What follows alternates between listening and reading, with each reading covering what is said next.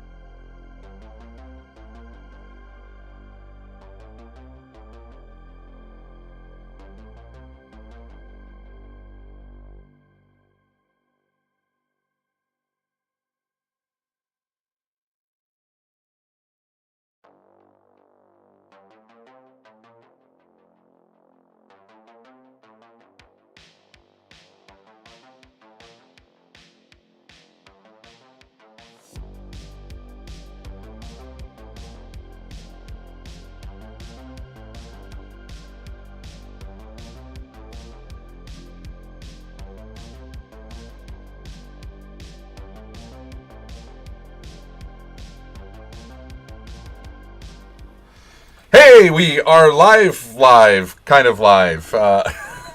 We're in 3 different locations, unlike Sunday where I had 3 people. We were all in one location. That's the first time we've really done that because when we started these, I did most of them from Ukraine for the first year. So it was really interesting. Hey, we got a new follower. Thank you for the follower. But welcome to our friendly library here. We are Alexandria RPG. We're a non-profit role-playing game library. You can go to our website, alexandriarpg.com, and find out how you can follow us and support us because we are a 501c3 and we are constantly begging for time, books, and money. So if you can volunteer with us, we would appreciate it. If you have books you would like to donate, that would be amazing.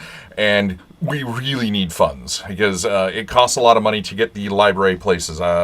Imagine shipping a book times several thousand. So getting, so the library is now over 6,000 books. I just took a giant chunk of it up to Penny Arcade's headquarters to be shipped to PAX Unplugged in Philly for December in a couple weeks. We are excited about that, but I'm your chief librarian, David, and I'm not a real librarian, I just LARP as one. So I am joined today with by Anna and Colin, or Colin and Anna, from Six Dream Games. If Anna, would you like to say something awesome, and then Colin follow Anna up? Oh, yeah, sure. Okay, well, my name is Anna. My pronouns are she, they, and earlier today, what did I do earlier today that was awesome? Oh, I know what I did earlier today that was awesome. I went on a walk and I found this really amazing apple tree that is in my neighborhood that has, I call them the witch apples because they're so good that I guarantee you it must be witchcraft. And I was just about to bend down and get some for myself. And then this old man comes out from behind a fence post and is like, "Hello there." And I'm like, "Hi." Oh, gotta run. Nothing to see. Just creeping around, getting your apples off of the floor. I don't know if that counts as amazing, but I thought it was pretty cool. I think you've been cursed now. Yeah. Floor apples from the wizard tree. Yep. That sounds like our next game. Yes, it sounds like a game. Yeah, write that down. Write that down. Floor apples. It's from the wizard tree. From the wizard tree. What's up, y'all? I'm Colin. I am. If I'm a little echoey, there's a good reason for it. It's because I am currently somewhat unexpectedly on a trip right now, headed down the East Coast, and I'm at I'm in an undisclosed location.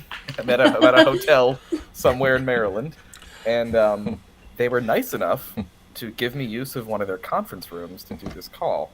However, I am in a truly freaky backrooms-esque liminal space here, where I am in this gigantic. What the? Was that something just went by the window?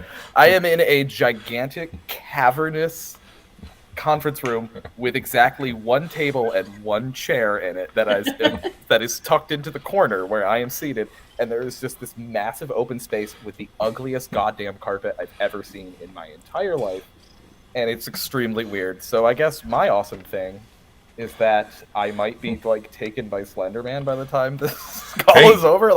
Slender Man is from the Maryland area. Really? I never knew that. Oh yeah. I mean, weird things just happen to the two of us, so I don't want that one to happen though. That crosses the weird line into the dear God, no terror, please stop. This is truly bizarre. And also I have this horrific I forgot to bring my good. Oh, hello, kid. That's a giant. Is that a bobcat? He might as well be. Cat that made the stream go live. This cat has unlimited powers. This cat's got a mind of its own. Oh, he's just massive and just hasn't had enough dad time recently. And that is a Canadian lynx. Yeah. He's just ginormous. We actually there's a in the Twitch chat, there's a little. My wife did a art piece with him holding a D20. So it's Nunzio's face and paws holding a D20. It's a little icon you can use in Twitch. Oh, that's so cute. I see it now. So, this is Nunzio. His brother was Guido. Guido Nunzio, named after characters from a Myth Adventures book. So if you've not read Myth Adventures, great series by Robert Asprin, who sadly passed away. Italian. Yeah, well, yeah. So the gist of the story is the main character is a sorcerer's apprentice, and as he's casting a spell, the sorcerer he's apprenticing to dies, and they end up summoning a demon who is he's in trouble and he can't use magic, so he's now training the sorcerer apprentice, and they go on all their myth adventures. And hilarity ensues. Yes. Okay. So, what do you want to tell us about Six String Games before we jump into really cool, fun stuff? And just everybody knows we are on a bit of a time limit with Colin on the East Coast and has to get some rest for travels, and Anna has stuff to get to. So we're going to try to respect their time, and I will do a horrible job of staying on track. Anna, you want to go first? You want me to go first? Okay. You better at this than me. Yeah, so I will say that Six String Games is a really very new tabletop role-playing game, kind of like design studio / business. I think I described us as a tabletop RPG micro press when I had to write one of those, what are we, for a group that does not know what TTRPGs is. But we have been making games together since 2020. We have officially been a business since then. But before that, all of our game designs were, a lot of like goofy shitpost ideas and funny things that we got just from, just goofing off and vibing with each other. And we currently have published 3 little RPG snack length tabletop role-playing games that are designed to be easy to pick up and play, and you can get through them in a single session. So not long-term campaign stuff, though we are working on a longer-term like pulp fantasy trope game, which is called Big Damn Heroes. That's the game that we started working on together first. It's been in development since 2020, and it's the game that we started the company to, just help get organized and eventually published and funded. Did I miss anything, Colin? Nah, I mean, we... I like what Anna said there, though. It's like, well, every game we've ever written begins as a shitpost. It's some ridiculous idea that we have. The first game we ever wrote together, and we're still working on it because it's our big full book length game. It's Big Damn Heroes. Yep. And that literally started as a joke between the two of us that we should make a fantasy role playing game that's just built entirely on all of our favorite just ridiculous fantasy tropes. And we'll call it something stupid like Big Damn Heroes. And then we had that, wait a minute, by God. Yeah, we were on the phone. And then when we said we should call it Big Damn Heroes, Colin was like, wait a minute, I'm getting up off this bench under a tree and I'm running to my desk. So he hung up and then called me back. And we wrote about 40 pages of the first draft, like right then. We went on this ridiculous manic tear. Truly wonderful. Blazed through it, yeah. Yeah. So how far along are you guys in Big Damn Heroes? Because I'm intrigued by just the name and the early concept we have here. No, I'd say that we have probably like an alpha draft or something like that going. Yeah, it's playable. It's playable. We're still in like early stages of drafting and then play testing. We've had some close friends that were willing to give the original rules a test drive and see if we had an idea here or anything that was working. So we're still doing some more fleshing out and like development of gameplay mechanics that are going to need play testing, but the gameplay is like alpha ready. It's playable. It will not break. And then we're also working Obviously, you haven't handed it to blind playtesters yet. Well, I mean, they'll break anything. They'll break things that have been through. More. I fully anticipate it, but it holds together, is what I mean. We gave it to some friends and said, "Go ahead and break it. Go ahead and break it." And they did. They broke it. They broke it real good. Yeah. They broke it real good. Our magic system got shattered over their knee. Yep. But we're also working on making an original setting for it too, so that is definitely still in its like first draft phases. Nice. We want it to be like a full book. To give you thing. the most Everything basic complete. elevator pitch on Big Damn Heroes, though, is if you remember in Lord of the Rings, in the Two Towers, the scene when Legolas surfs down a flight of stairs on an orc shield while Yes. shooting arrows with stunning precision. We took that one scene and we're like, we want a whole game of that. Like, We want the game that lets just- you do that. we want the game that lets you do incredibly ridiculous stuff like that and just be cool.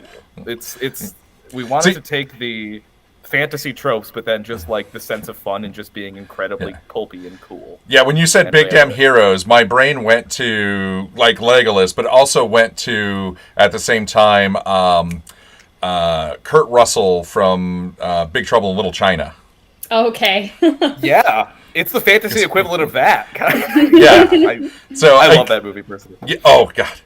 Yeah, they keep Fantastic. threatening a sequel. I want a prequel. I want to see, in the 1800s when the two sorcerers come to America and get to see, I don't know, just some crazy story about them leaving China, coming to America, and then them kind of turning into at the end of the movie they go underground and then they pop back up for Big Trouble in Little China Big that we Trouble grew up in Little with. China. Yeah.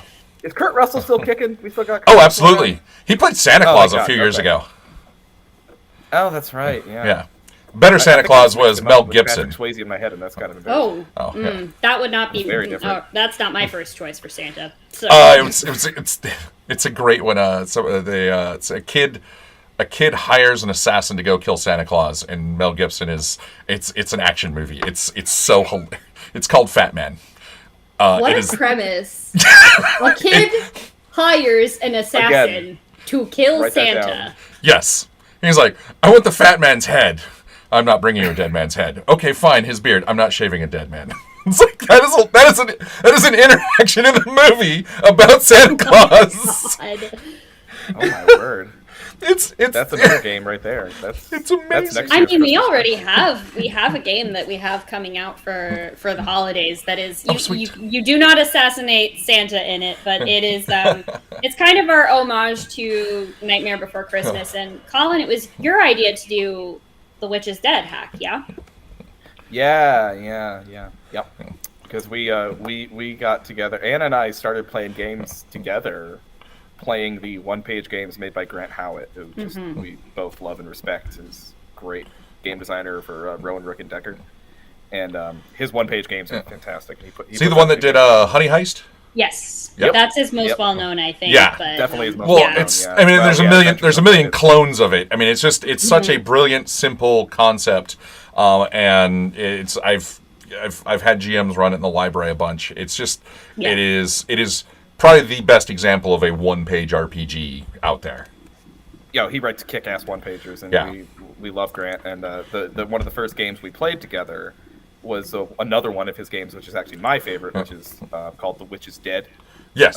Where you play as the familiars of a witch who's just been murdered, and you have to go on the hunt to kill her murderer. It's awesome. So we took that and we hacked it, and we made it into a game where you play as, like, if you see Night Before Christmas, like the evil toys that like run amok and cause terror, like on Christmas night that they make. We wanted to play as those. So you're like some kind of evil entity that's trapped inside a toy.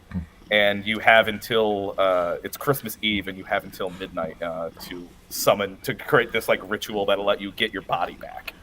And it's based on a hack of Witch is Dead, so it's very simple mechanic. It's it's just like easy D6 rolling. And, Nice. it's just great, stupid fun. That's coming out. That's gonna hopefully be out in December because we want to get that out for a Christmas release. A more Yeah. complex game we have in the library is I think it's called Toyland. So if you know of the Punch and Judy puppet shows back in the day, Yeah. so the storyline is Punch and Judy killed the humans and have made human skin puppets that they're taking over the world with. Your other toys that are trying to fight them, and between sessions, all the toys go to sleep and humans put you away. So you start the next section back in the toy box, and you have to get back out and go try to fight Punch and Judy's skin human toys.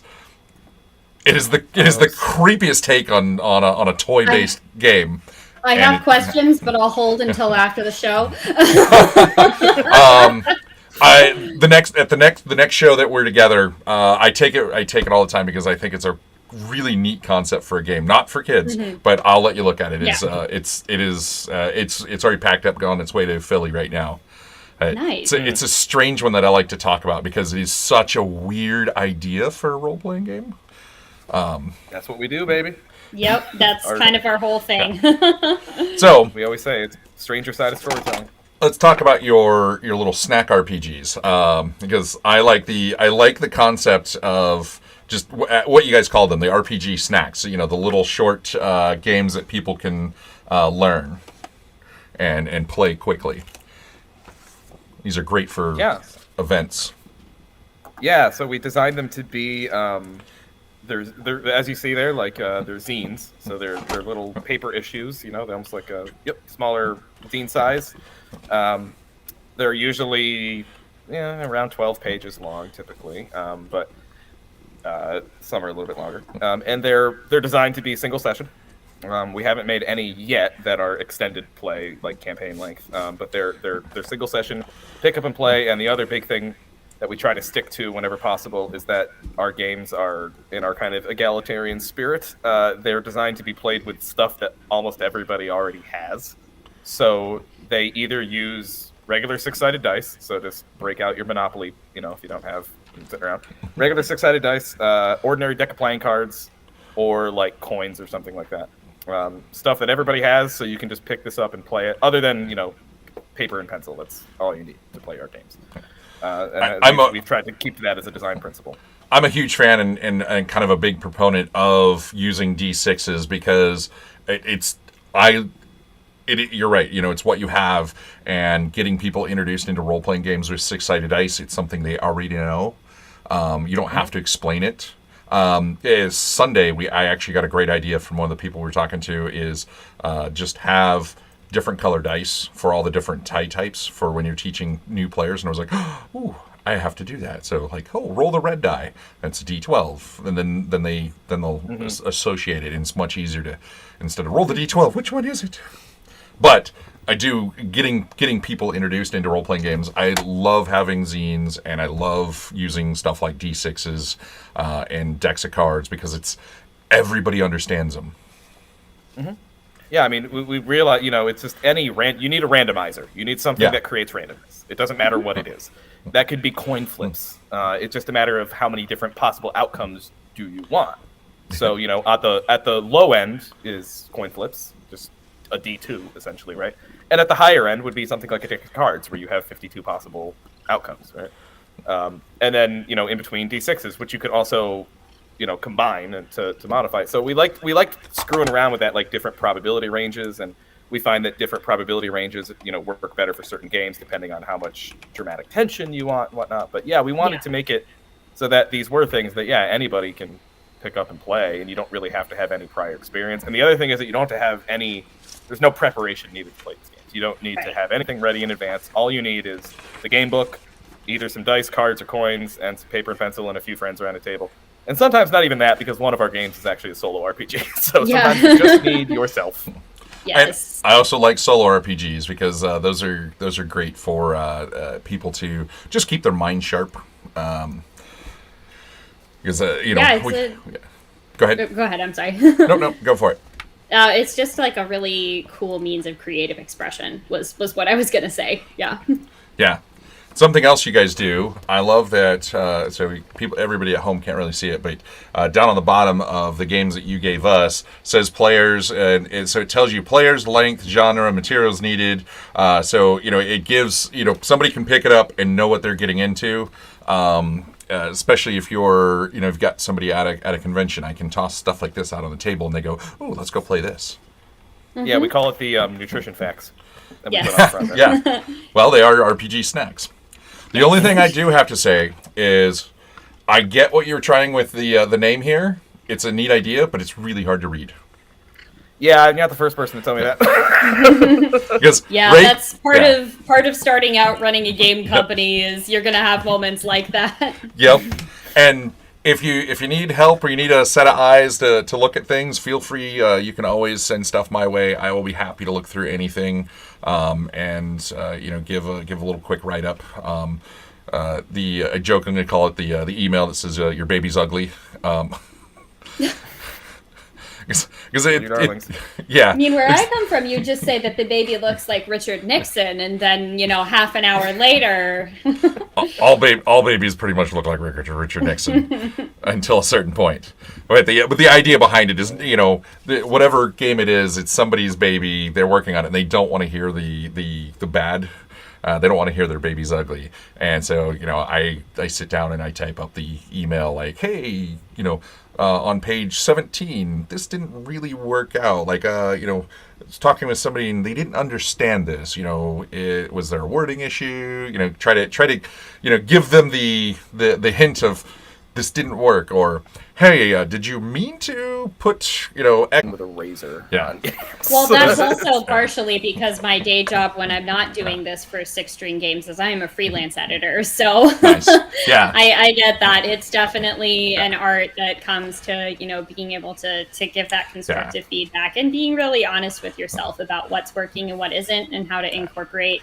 Specifically for us, it's been a lot of playtester feedback as well for certain things to incorporate that into drafts and also to know when you need to just stick with your original idea.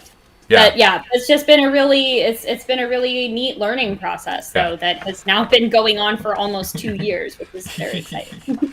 I will say I do really like the interiors. The interiors, so like with Ray Cats, you've got the way you did the logo on the front or the name on the front. You continue that everywhere it says Ray Cats inside, keeps with that exact same. So it's a fun little theme thing that runs through it, and always with the trademark thing too. Yes. We didn't actually trademark it, but that was a running joke. But We didn't have to, we just did. Yeah, there's a lot of great little design elements. I mean, and honestly, after going through these, the only thing I can say negative is the title on this one. Everything else is really really well put together, especially for a nice little zine to again throw out on the table, and anybody can pick these up and play them. Yeah. So these will be going into my my luggage to go with me to Unplugged. Yay! Oh, sweet. Oh, yeah, let us know how it goes. You run them? Yes. I'd love to. They're great. I mean, the snacks are fantastic convention games. I mean, they weren't designed for that. But they weren't designed specifically for that, but they definitely are fit for purpose when it comes to Well, and whether you design them that way or not, they fit that niche so well. without a doubt. You said how many of these have you done so far? 3, you said? Oh, 3. 3 have been published, yeah. I will have to. And then there's another one coming out very soon, and then another one coming out next month. Nice. I will have to get all the other copies so we can throw them out. I always love getting stuff out on the tables of not the big company. Yeah, definitely getting people introduced to. I have nothing against the Dragon game per se. It's just I always appreciate at conventions being able to pick up and get exposure to other games that I might not normally. I mean, I have always been the person that has gravitated towards the RPG section of the game store, but that isn't necessarily something that is super accessible to a lot of people in terms of maybe they don't have a game store that curates this stuff, or maybe they picked up D&D because it was, I mean, Colin, didn't you start playing D&D because it's what your friend had? Yeah, like that's how you got into RPGs. Is it was okay? This is the thing that your friend has. My friend had it and was 2 editions behind.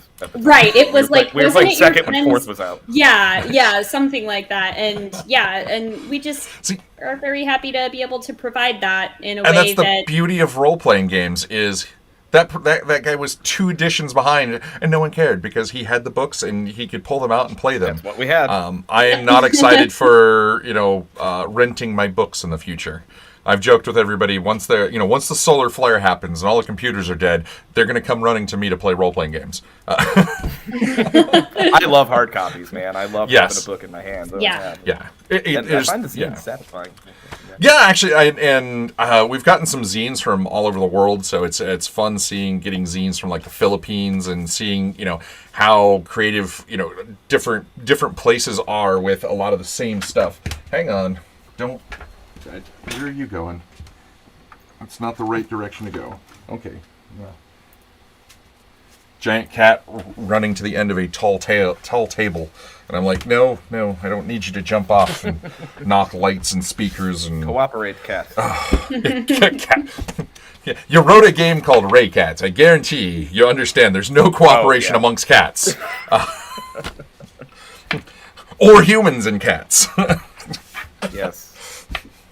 Ray Cats is a great convention game, by the way. That is a fantastic one, especially because of the number of players, but you can get up to 7 people playing that game.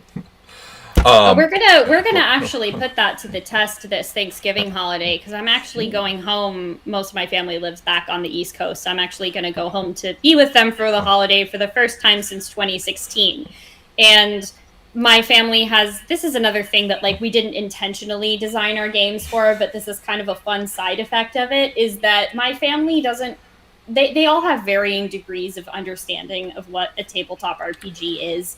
You know, like my siblings and cousins, one of my cousins that I'm very close with, she and I like play D&D together, and like we both know what they are. We listen to like actual play podcasts and stuff. And then my dad thinks that it's like video games that are written down.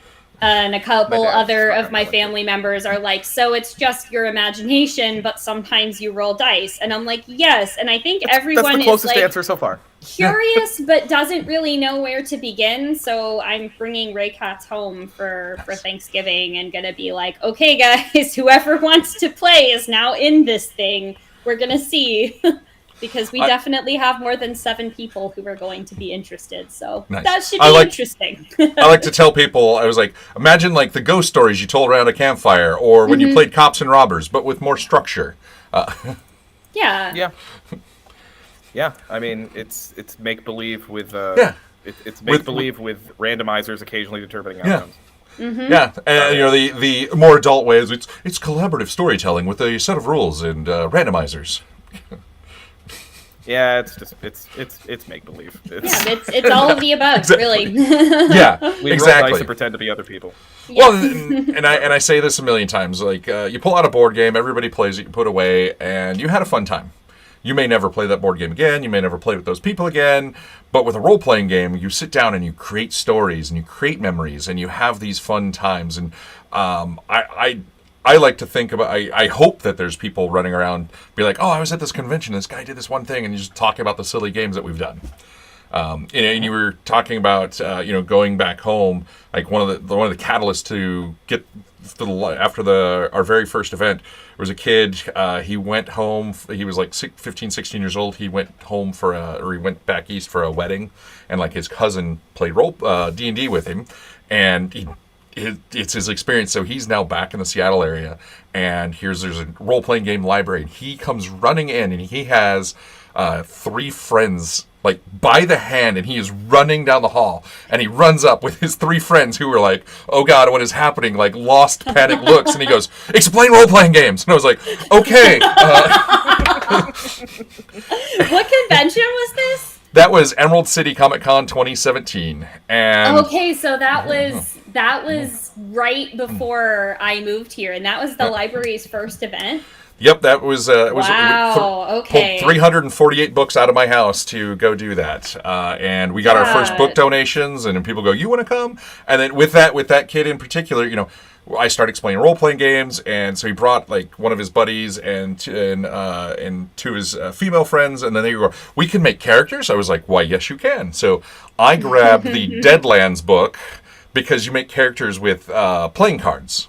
And they just sat quietly, made characters for a couple hours, and they put the book back. And then the next day, his other friend came back, and he goes, hey, that game we were looking at yesterday, we made characters with? He goes, we went and found it, and we're playing with the characters we made yesterday. I was like, yes. Like, I mean, just who would have thought, this silly little thing of, and just getting people excited about sitting down and being with each other. We spend too much time on, devices, and we don't... we say as we're all sitting here talking about role-playing games. Exactly.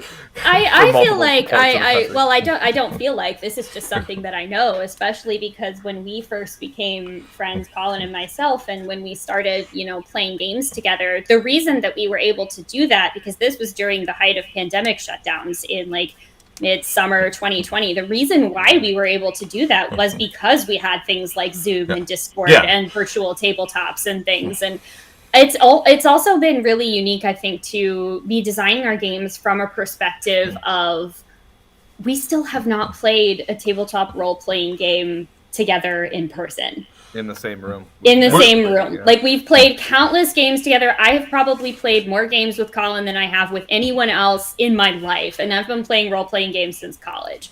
But we're gonna have to help solve that, like get you two in the same room. Oh, we know. At an event. We're definitely in the same room enough times. It's just we haven't gotten to do a game yet, but we'll fix it up one day.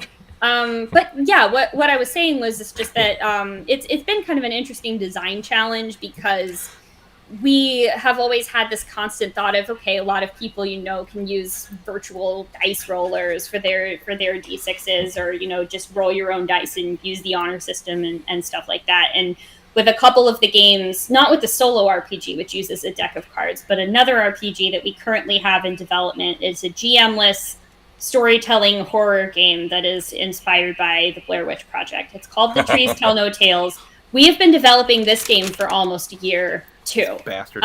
It's been a really unique challenge figuring out how to make collectively drawing from a deck of cards when most of the people that we know and most of our play tests are conducted virtually, and making sure that like you can design in a way that works for people gathered in the same physical space. Yeah. As well as for people playing online or using virtual tabletops and things like that.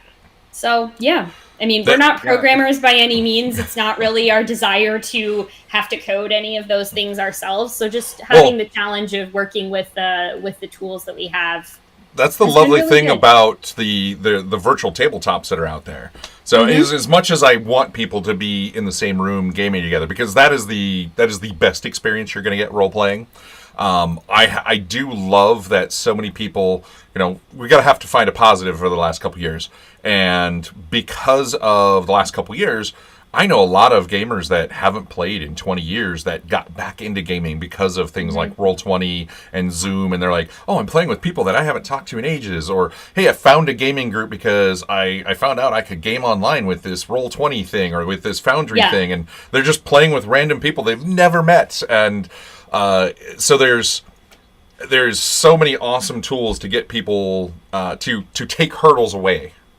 Anytime we can take a hurdle away and let people play and have fun, that is that's awesome.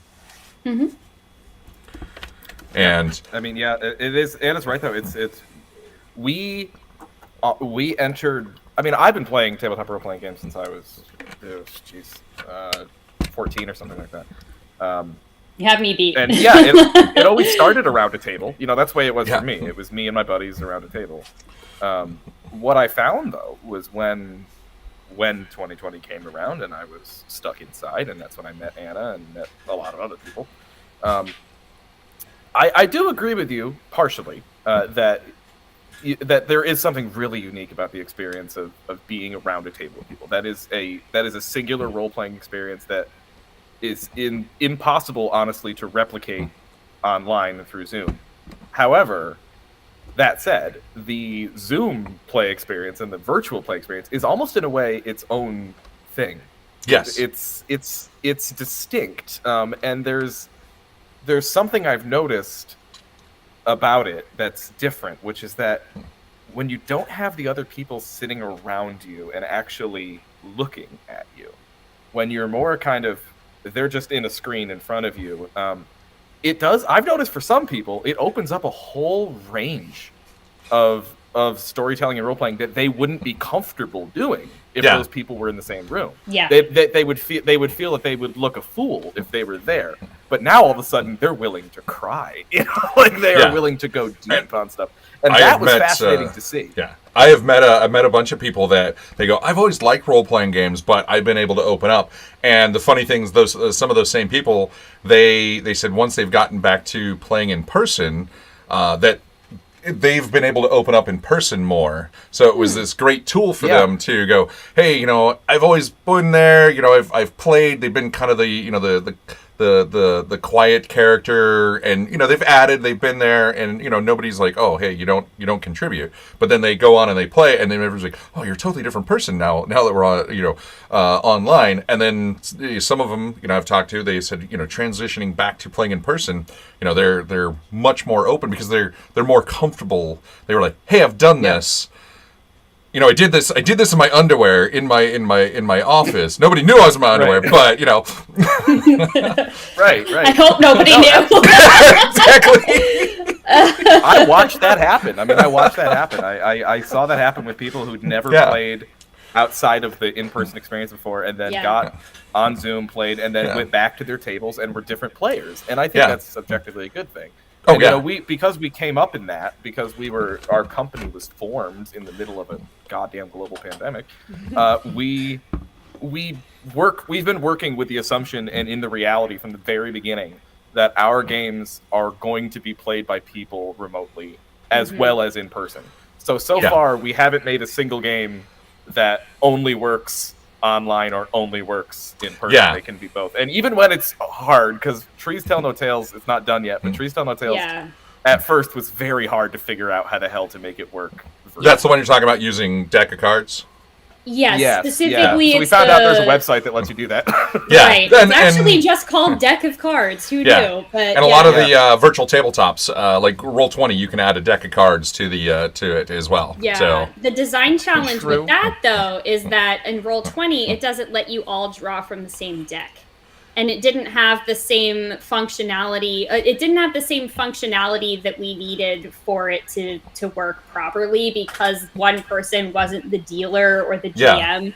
So we needed to have a way for people to draw and hold things that, like the other players wouldn't be able to see.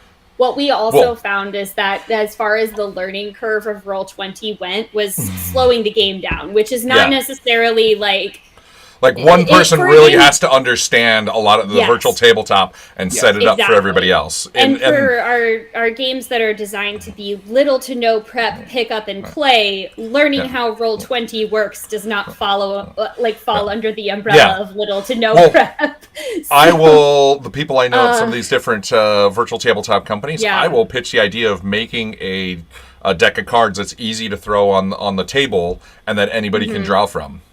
So I'll throw that link on your chat. It's the deck of cards. Deck cards. Exactly. It's the simplest damn thing in the world. I don't remember how we even found it, but it works perfectly. I found it. I was just randomly looking.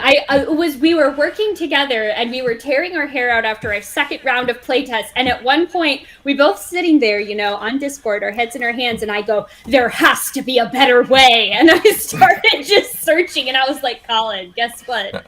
There's a website called Deck of Cards. We found it's a better way. I used it for Deadlands at a convention one time because we couldn't find our deck of cards that we usually take with us, and I was like, oh hey, here we go, and I used that website at a convention in a role playing game in person. That's funny. It works like a damn charm. Worked for what we needed at the time. But. I know some people that work for some of the various virtual tabletops, and I will throw out, hey, I know some people that were designing a game, and this is what they were looking for, and they were struggling with it. Is there a way that we can make this an easy add into the tabletops?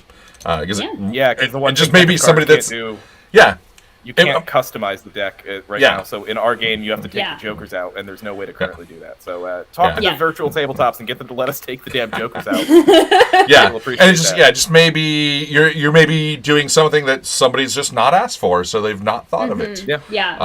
So that's always going to happen with design. It's such an iterative process. We work from the people that inspired us, and we were like, well, what if we changed this, or what if we tried that? And it's really just something that maybe nobody has thought of, or that it has been implemented and we just don't know about it. So if it has, and shoot us a message. That'd be fun. Please do. Let us know. turngamesrpg@gmail.com. Let us know about how to take the frickin' jokers out. Every now and then I get somebody send me a game to look through, and I was like, hey, this rule that you have that's like 5 paragraphs long, Here's a rule that's been used like 15 years ago that's very much the same, has the exact same outcome, and an explanation for it is like three lines long. And then somebody's like, yes, but I created it. It was like, yes, but you created the long roundabout way that no one wants to read to do the exact same thing that this rule does. So reinvent the wheel. Yes. My advice to game designers is always never create a rule for the sake of creating a rule. Yeah. Fair enough. Yeah. Or mechanic, because and I usually go back to Dread, because using a wood block tower is such a great way to impart a sense of dread in a horror game, but it's never been used before. It was a great idea for making a new mechanic for a role-playing game. But then I've run across people that try to reinvent the wheel, like, oh, hey, we need to use 6-sided dice like this. And I was like, what are you trying to do? And I'm just like, I read through the rule, they explain the rule, and I'm like, it still makes no sense. Like, what are we trying to do here? You know what did that great too? Do you know the game Starcrossed? Doesn't ring a bell. Oh, It really? also Oh, uses- then you Oh, should it's definitely get a brilliant. copy of that for the library. You should definitely get a copy of that for the Yeah, library. Oh my god, maybe Starcrossed. It's a forbidden romance RPG where it uses the Jenga Tower. And anytime yes. it's supposed to be a gradually building sexual and romantic tension thing every time you pull a brick out, and when the tower falls, that's when you have your like explosion of passion moment. Yeah. Yep. So I haven't so played it. I saw one of my library, one of our team members was playing it at PAX West this year. I recognize the art. it's I brilliant. didn't know the name of it. And it looked silly. It's a really good game. I haven't played it yet, but there's also, the One Shot RPG has done one shots of it. All the other APs.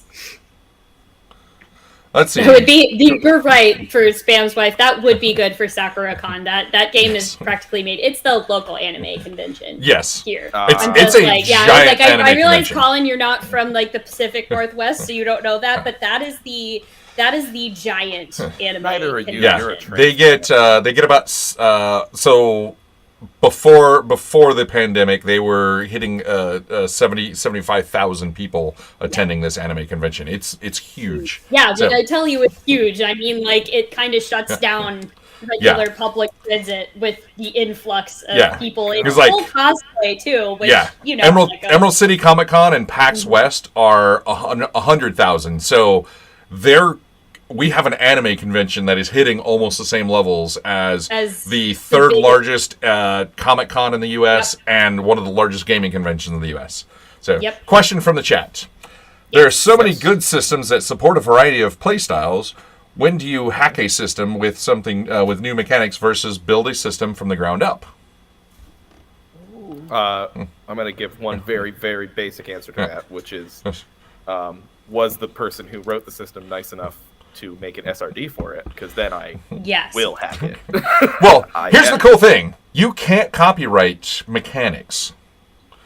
So as long as, you technically could take everything from 5e, put it into a new book, just as long as you change the names, WotC can't do anything about it. Now, they probably will sue you because they have the money to do it. I was going to say, that is a... I don't want to screw with their legal department. Exactly. Disney does it all the time. They will sue people and just do all kinds of legal trickery until you're broke and you're like, oh, okay, I quit. And they're like, we won because they quit. That would probably be a good time to mention that in my former life before this, I was an attorney.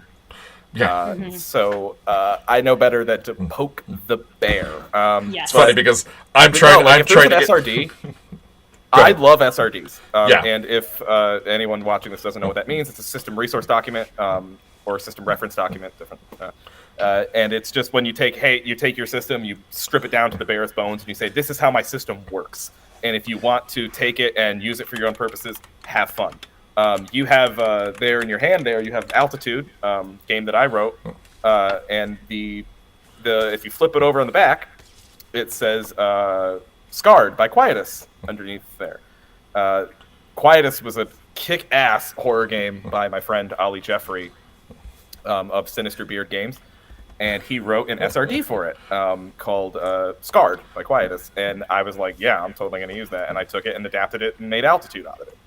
And there's a few other, like we've been working on a game that uses an SRD by our friend Petra Volkhausen, who made Stilenacht, which is another great horror RPG. We didn't mean to be a horror company, but we make a lot of horror. But also, like, these are the stories that we gravitate towards when we tell them together.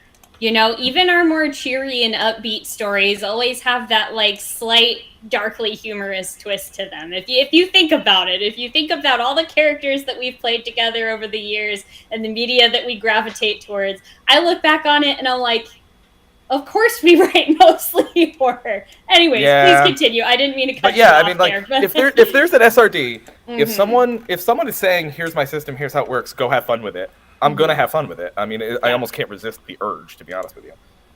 It's just too much fun. I will say, okay, things I won't hack. I'm not gonna go on a rant about Fantasy Flight games, but I could. I hate specialty dice. Yeah. I hate proprietary dice. High five. Anna has heard me make this rant so many times. Yes, I have. Don't worry, I'll stop you both if it goes too far. Yeah. If I am of the opinion that this is one of the reasons why we keep the 6-sided dice and cards and coins, is that your book, when I buy your RPG book, your book should contain everything I need to play the game outside of very basic things like dice. But do not make me run out and buy extra freaking accessories to play your game, and especially your magic little dice that have stupid little symbols on them. Or make me buy an app, or convert standard dice to your logos and symbols. I hate specialty dice. I can't stand them, and I refuse to ever make a game that uses them. Yeah. And I don't like specialty cards either. I don't want to. Don't make me do that. I don't necessarily mind specialty cards because there's a lot of companies, that medium and smaller size game companies, that it's really easy to get PDFs of the specialty cards, so you can print them out and make your own. Yes, there's been some. Alice is Missing is a great RPG. I love. Also, Dialect is all specialty cards, and that game would not be the same without them. I think it's just really important to be judicious if you are going to use something that's highly specific like that for your game materials. Think about why. Don't do it. Just don't. I mean, maybe if your reason for doing that is just that you want to make more money, that's fine. More power to you. That's not with the book. Right, that's not a decision that I'm gonna make necessarily. You know what I mean? Like if you're doing that and your goals are different, that's fine. That's just not where my head is at. It needs to be something that is actually in service of the game itself. And Dialect, the cards are they make because you read through the rule book and the cards are the game. It's a card RPG that happens to have a rule book that goes with it. Mm-hmm. The cards are far more important. And with Alice is Missing, so I bought these.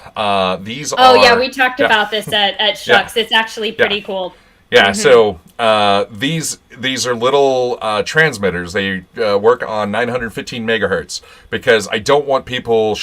I love the concept of Alice is Missing. It's such a neat idea. There's other games that are coming out doing the same thing that have been in the works for a while. But with this...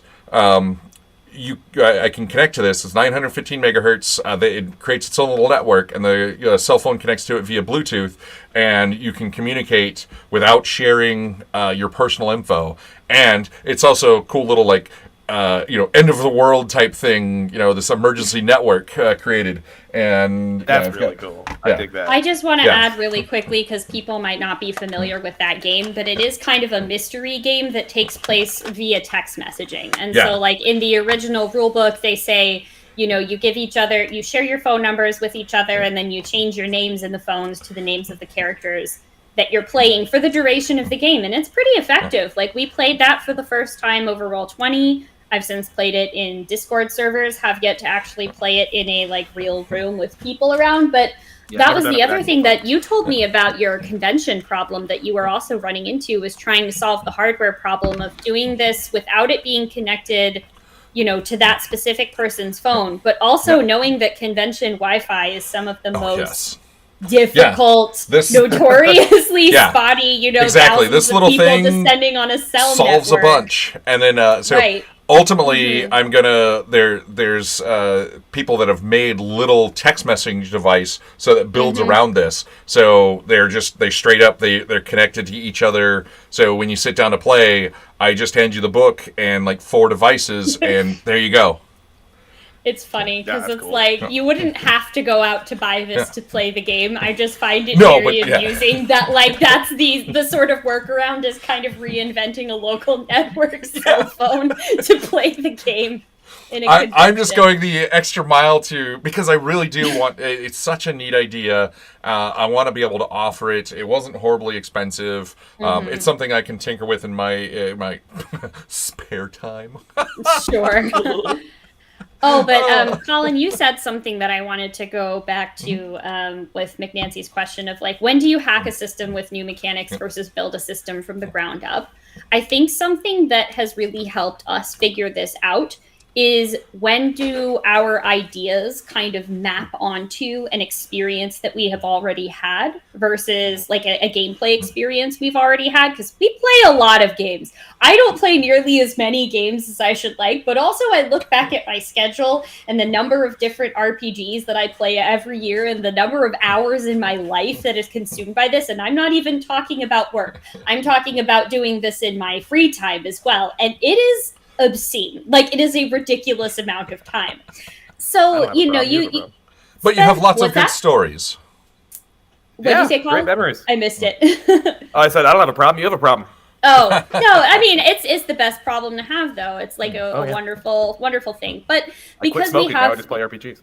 a lot of experience with, playing these different systems, a lot of times when we've had our ideas for our games that we've been working on, we're like, what if we just hacked this system that already exists that tells this type of story well? Yeah. It gets at the tone. It gets at the level of complexity that we're hoping to achieve. And also, like, as Colin said, not wanting to reinvent the wheel, we would be able to, change and tweak certain things while still having the bones there be the same.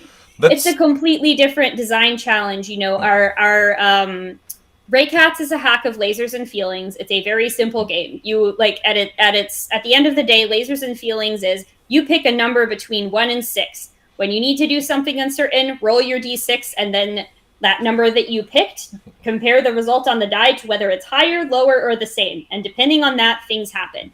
That could be almost anything. You could make a lasers and feelings story like the original game is, about people that are on like laser ships in outer space having feelings for each other. Or you could make it Raycats, right? Like that supports a wide variety of things. Colin, when you were working on Altitude, which a lot of our stuff we co-write together, but Altitude was definitely like your brainchild and your baby, and you definitely took on way more of the original like writing for that. And I took more of an editorial role in that. We've had a couple games that are like that, but we do most of our writing together. But for Altitude, the SRD that you were working with, which is Scarred by Quietus, as they had mentioned before, is a game that we had already played and knew that sort of moody, kind of melancholy horror that is less focused on a jump scare type of thing and more on the drama and sorrow of interpersonal relationships between characters caught in an impossible situation, I'd say. Like, that's a really good fit for the type of story you were trying to tell. First slowly freezing to death on Mount Everest. Yeah. Yeah. That's what Altitude is about. Yeah, usually. I mean, I've had one person in all of the games of Altitude I've been involved in who survived, and he did it by leaving the other person to die. Yeah. So, I had one person survive, and they wished they hadn't. Yeah, the person was like, I rolled a 6, which was what they needed on the 6-sided die to live. And he goes, I rolled a 6, but it doesn't feel like it. It was just that's exactly how you know that like that system is going to work for the story you want to tell. For Big Damn Heroes, when we started making that as an original system instead of just trying to port it into something else, was because we wanted to do something new. We wanted to do a type of heroic, pulpy fantasy that we hadn't necessarily seen before in a tabletop space. And we have, like our influences in the games that got at a similar feeling via gameplay that we wanted to kind of try and replicate that feeling that we got in the types of stories that we could tell. But yeah, anyway, I've been going on for a little while about that, but I hope, McNancy, that answers your question. Kind of, if you're building a system from the ground up, do it judiciously because it takes a lot of time and a lot of work. Even if you think that the game is a simple RPG snack, the way that Trees Tell No Tales is, that game has now been in development for almost a year because it's an original system. It takes much longer to develop and implement that thoughtfully to make sure that you playtest it rigorously and get to implement all of the feedback that your playtesters have given you. So you just have a variety of things to consider, but I hope that answers. Yeah, I mean, a game like so the game we're talking about with we were playing as Haunted Toys, right? The game is called Come Play With Us. That game, it's The Witch is Dead. I mean, I took The Witch is Dead and it's a hack of The Witch is Dead. Yeah. Grant, if you're watching, I know you're not, but if you are, thanks. That I hope one day, Papa Grant. But like.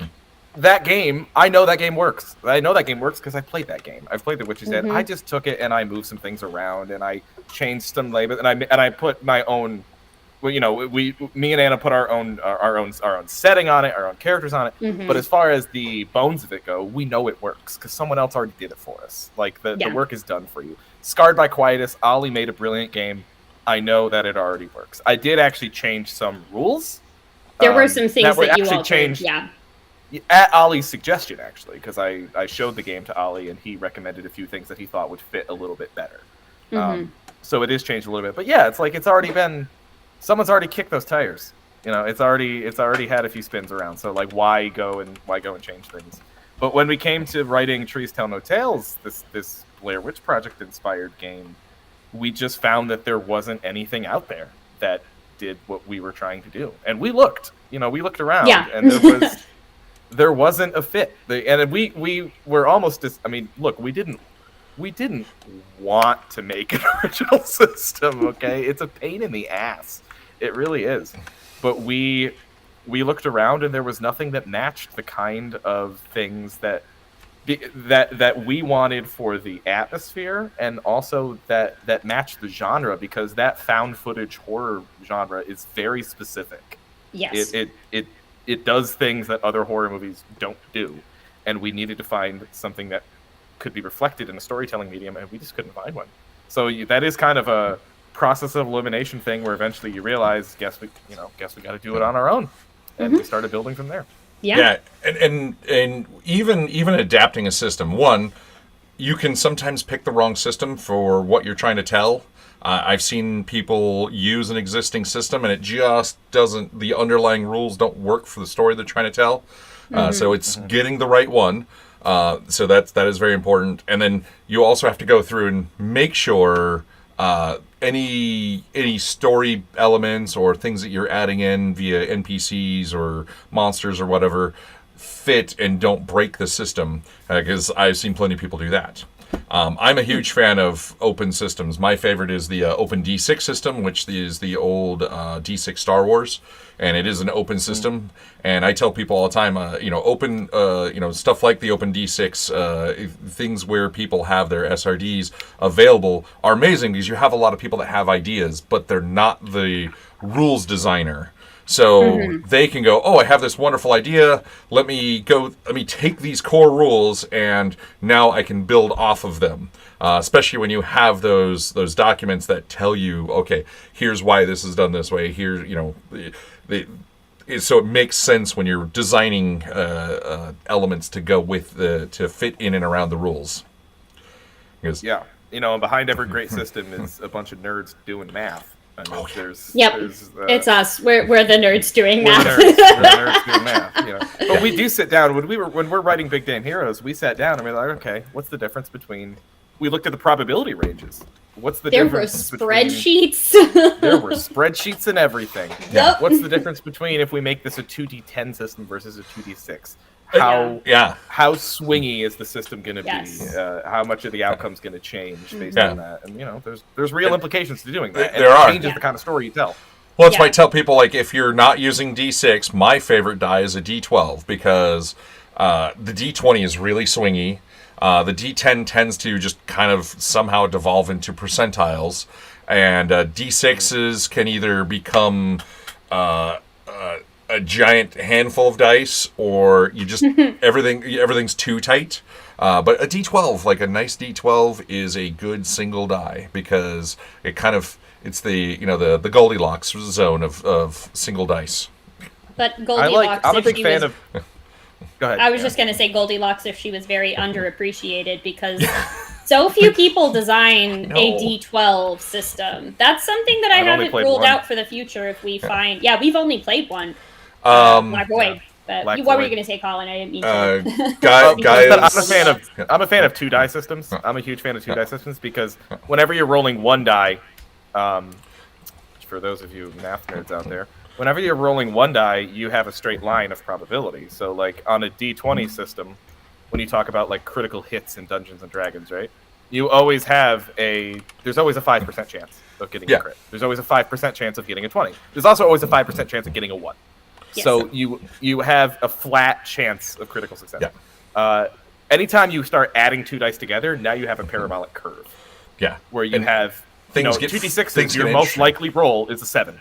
Mm-hmm. That's the most likely outcome whenever you're rolling 2d6, and then you have a diminished chance for crit on one end, and a diminished chance for failure on the other, and then you have this big middle. And I like that bell curve of probability. I'm a big fan of that. I don't like flat probability systems as much. That's just my nerdy math. Yeah, and that's why I say my favorite single die is the D12. But yeah, multiple dice. I like 2d6. Modiphius does the 2d20, which actually is really interesting because it's swingy in this fun way because being 2d20s. It's kind of weirdly all over the place. You do have your parabola now. As a 2-die system. Yeah, but their system is a wild system. It is, and I'll say that's another thing that you have to think about when you're designing the game in terms of things being swingy. Is it's like some of that is the probability, but some of that is also what you've written into what happens when the dice get rolled. Because I would say that you had mentioned how D12 is not as swingy, which is of course relative, we all understand this, but when we were playing Black Void, there are some moments in that game in which that's really swingy, like the difference in terms of the outcome, because it is also a story that you're telling. It's not just a probability simulator where you sit around and go, all right, here's my whatever percent chance to roll a 12 based off of all these other modifiers. Those could get really, really swingy, and you could have drastically different outcomes based off of the other mechanics that are written in around just rolling dice. So it is rolling dice, but it's more than that, Black Void does that same thing that a game like oh lordy, and I'm sorry, what is that space game? Coriolis, thank you. My first. Oh, okay. They just released a new expansion for it. Oh, cool! I saw that. I remember though. I saw that at Shucks. I forgot. Yep. They just announced another one yesterday. No shit! I love Free League. They make Free League makes great stuff. Big fan. I love them. And they do a great job in that game where it does the same thing Black Void does, where it uses a D12. So they use D6s in Coriolis, but but they use the same trick, right? Where even though in Black Void it's D12, so that it's a flat probability, straight line. At the high end and at the low end, when you get a crit success or a crit fail, you then roll again on a separate table to determine just how bad or just how good it is, which is a whole nother way of adding swinginess to your game. Yes. You don't have to do it at the initial roll. You can do it. It was funny. We were talking about doing stuff like that on Sunday because I'm a big fan of, you got a critical fail? Well, let's see how bad that was. I love doing that stuff. Yeah. You rolled a nat 20 on your critical fail. Great. You missed your turn. You broke your bowstring or something like. Oh, you rolled another one. Oh, let me get creative now. Yeah. I love you were attacked by rabid flying squirrels. That may have actually happened in a game. That sounds awful. Yes. Also a game. Write it down. Yes. All right. We got another question from Wally, who says for Colin. And I'm going to answer this too, but I want Colin to answer it first. As a baseball fan, directed at you. As a baseball fan, would a sports-based game ever be in the works? Would I make a sports game? Please tell me you're not a Yankees fan. I'm a Mets fan. No. Okay, good. Yeah, there's three. I love baseball. We're there's reasonable three people. I hate the Cubs. I hate the Rangers, and I hate the Yankees. Anything outside of that, I don't care. I'm actually with you on all three of those, so that's a lucky thing. No, as a Mets fan, I have little kind things to say about Yankees fans or the Yankees themselves. I can't stand the Bankies. I'm trying to think, like, what. Okay, I'm going to toss this over to Anna. Let's brainstorm this really quickly, Anna. What sport makes an RPG best? I mean, Oh God! I think the question difficulter. I think what you do is instead of the sport itself, everybody plays managers and they're like recruiting and building teams. And yeah, I can see that working. Because it's still a sports themed game, but instead of trying to build baseball players to go play a game or build football players, you're now the talent scout or the coach, or you're going out and you're trying to build the perfect team to go take on the cyborg baseball team from Mars. So it's okay. I do love baseball. I adore baseball. But if there was one sport.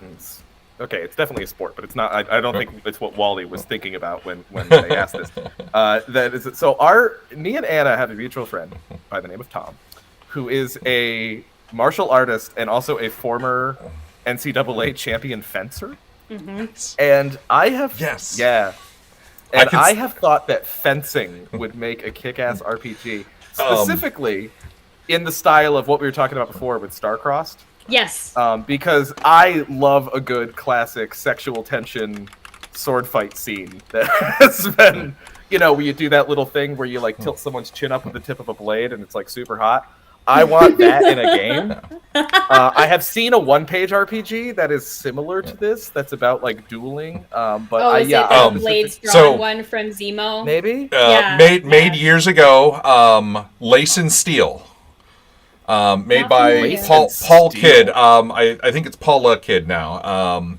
I forget what her name is now, but it came out ages ago. We have a copy. It was originally came out of Australia originally, and it is all about like Renaissance fencing and dueling and honor and fighting for someone's. It is.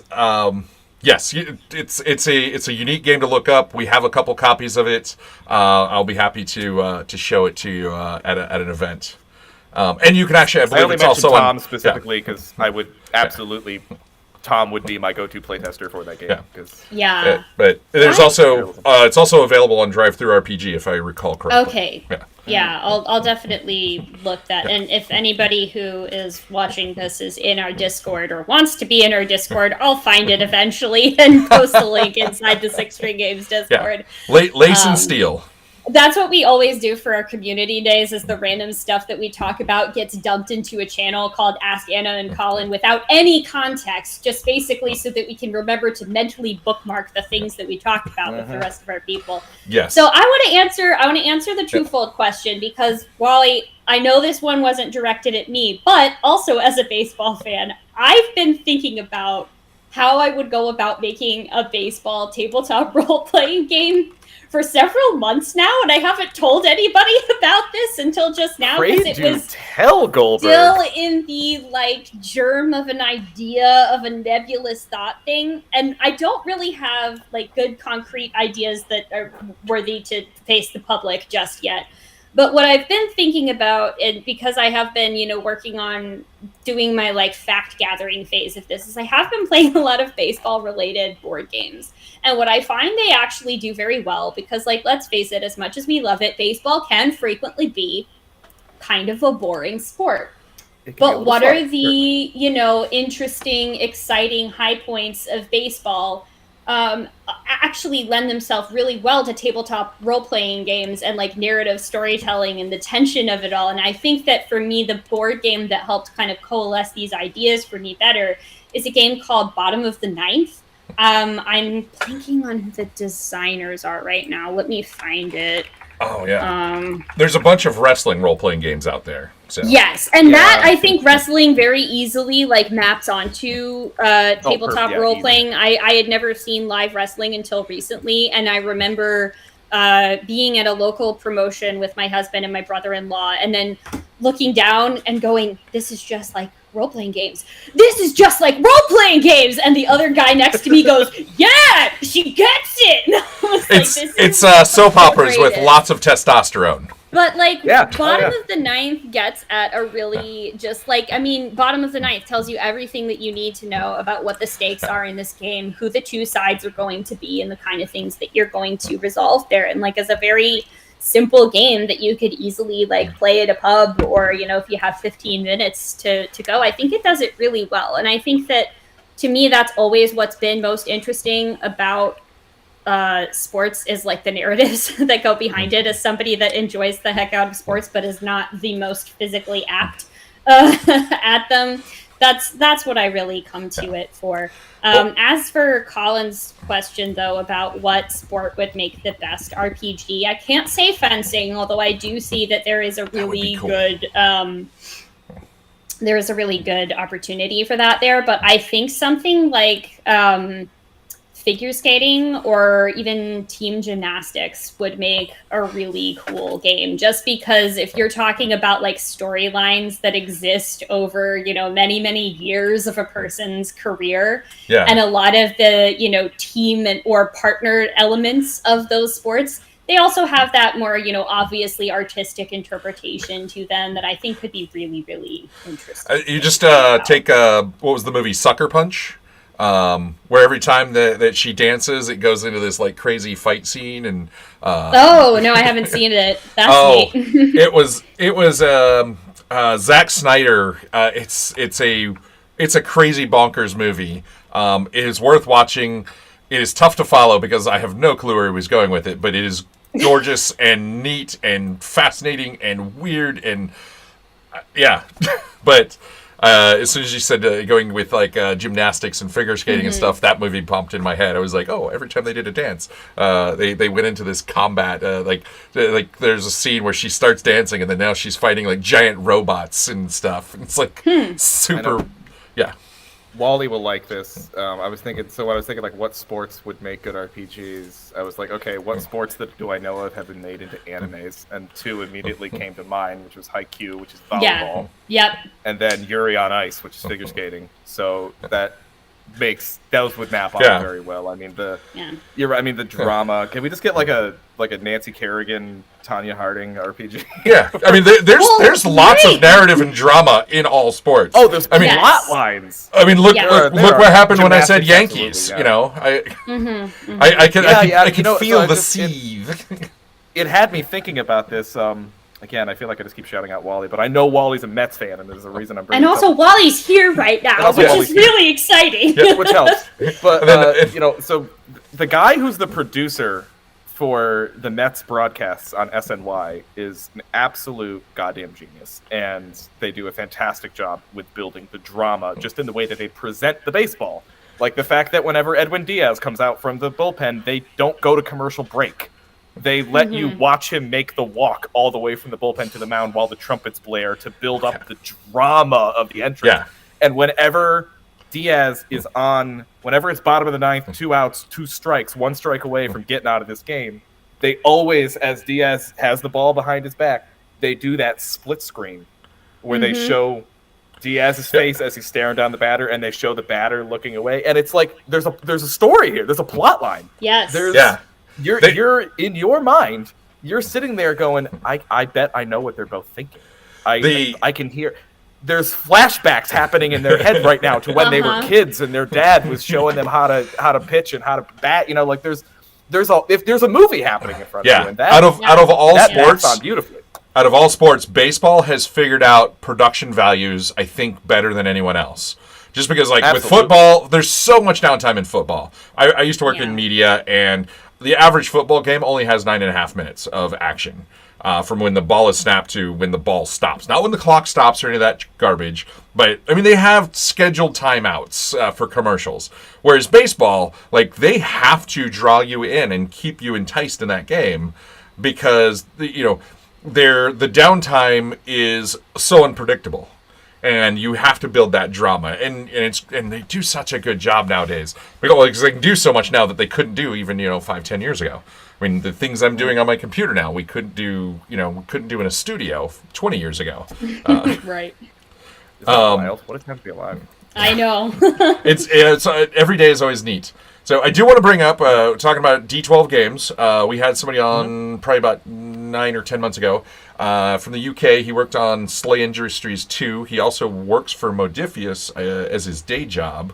And then at night, he makes his own RPGs as well. So he's making RPGs for his date. Shep. So the name of the game is Gaia Complex. Chris Shepperson.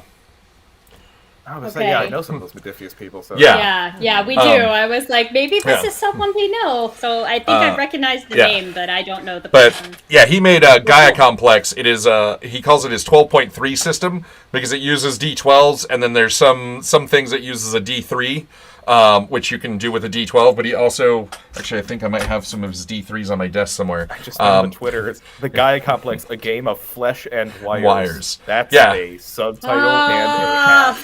Well, but it's cyberpunk, so. But no, I love that though because with just that tagline, it is a really cool system. I enjoy it, and he kickstarted his first expansion for it this year. That's when we had him on. So nice. He's done well with it, and it's I love showcasing it at the library because it's a good D12 system. Not too many of them exist. No, the underappreciated gem of the dice world. Any more questions from people? We have one question from our Patreon. So we have a Patreon supporter that always every interview he wants me to ask this. Well, hot dogs or tacos? Why not both? That's the correct answer. I do love both, and I tell people why I love both because with tacos, especially you kind of get like 3 varieties of tacos. You have like the street tacos, and you kind of know what to expect no matter where you go in North America. You've got like your good restaurant tacos, and then you've got the Tex-Mex tacos, and then with hot dogs, every city you go to has their own freaking hot dog. Like, I guess that's why I go for hot dog. Like if you were like, okay, we're having one of these right now, you have to pick which one. Like when I open the silver platter, which one is it gonna be? I would pick hot dogs. I really enjoy them. And they're also not something that I really get to eat very often because I'm kind of in the minority around like people that are around me that are going to go somewhere and order a hot dog as opposed to like a burger or something. Yeah. But do not dismiss the noble hot dog. Also, I love Northwest Portland claims to be the place where corn dogs were invented because famously, one Memorial Day was very wet, as the Pacific Northwest is like to do, ruined all the hot dog buns. So there was a guy that was like, all right, well, we need our starch over our hot dogs. I shall make a corn dog. And that's have you had a Seattle dog yet? No, because it has ingredients that I know that I don't like to be all together in my mouth at the same time. I'm afraid to hear this answer. It is. I like lots of different regional hot dogs, and I've tried many of them. I said no to the first Seattle dog I was offered. Hold on, this man's about to break my heart. Go ahead and tell me. Tell him what's on a The guy from New York, go ahead and tell me what goes on a Seattle dog. It is grilled onions. So you got your dog, you got your nice bun. Good so far. Grilled onions and cream cheese.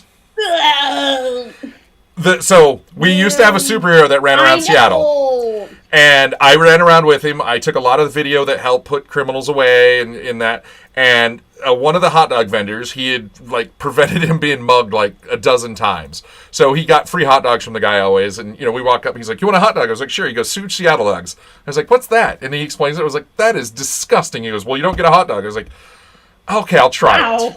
And it was like, you get a Seattle dog or nothing. And then I was like, oh, okay, you know what? I'll give it a try because, I've traveled around the world. I've eaten some horrible things. What's the worst that cream cheese and hot dog? It is crazy good. I don't know why. Everything in my brain says, no, this is going to be bad. And it's good. It really is. Like Wally in the chat is from 95th Street, New York City, and he probably just threw his fucking monitor. This is gonna be another one of those situations where it's like, I'm really happy for you, but that's a no for me, dog. Yeah. I'm willing to try most anything. I love the look of a Chicago dog. I don't like eating a Chicago dog.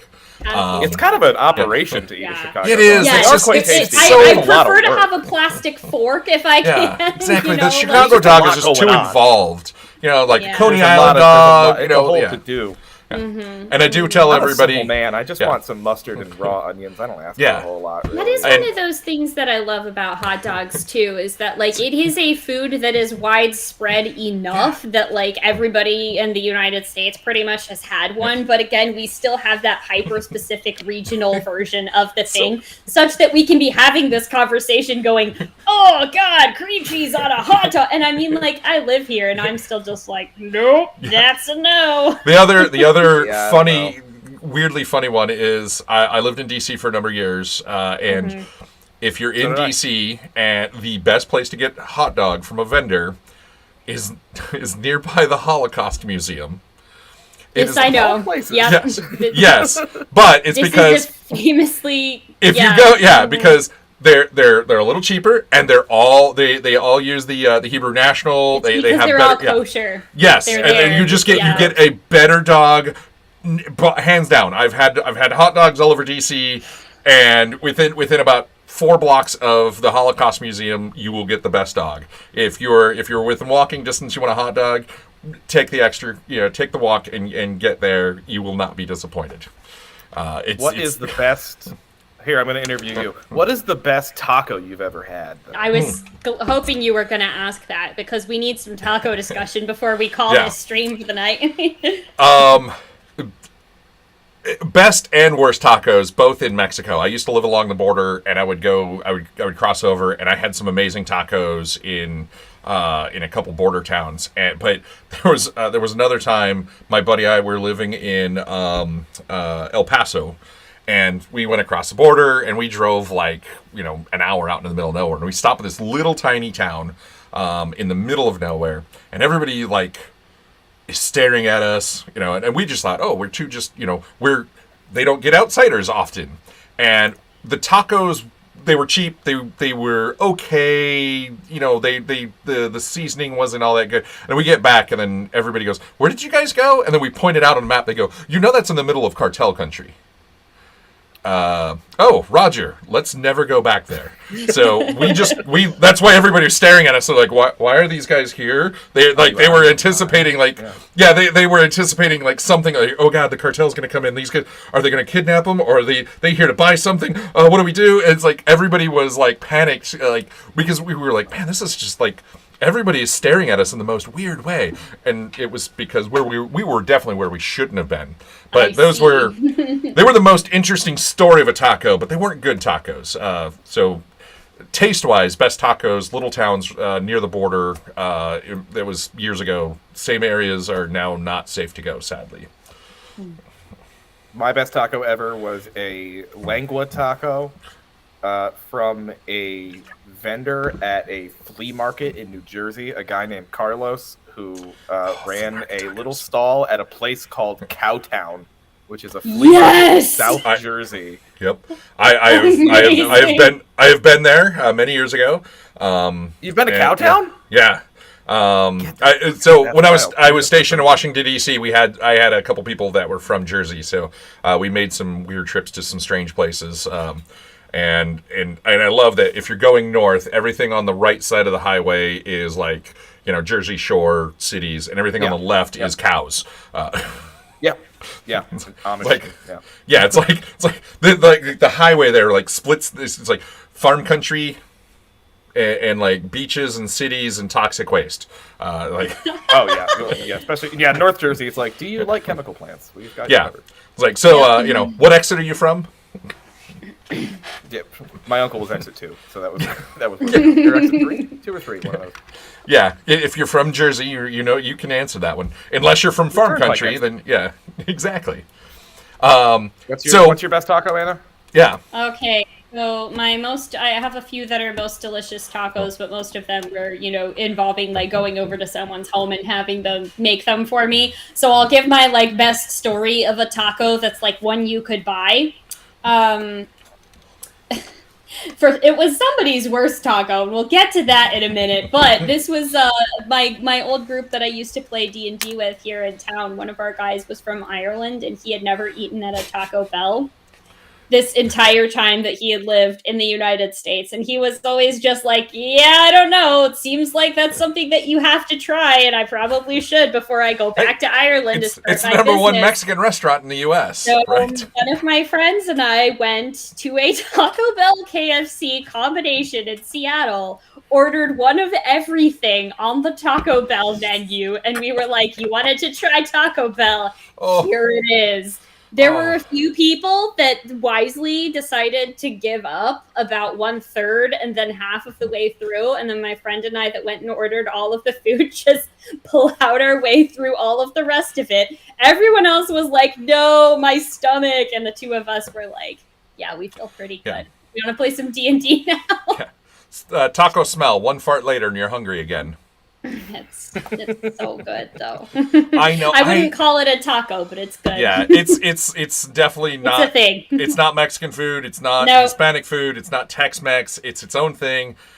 I love Taco Bell. It's one of the few fast food things I do like.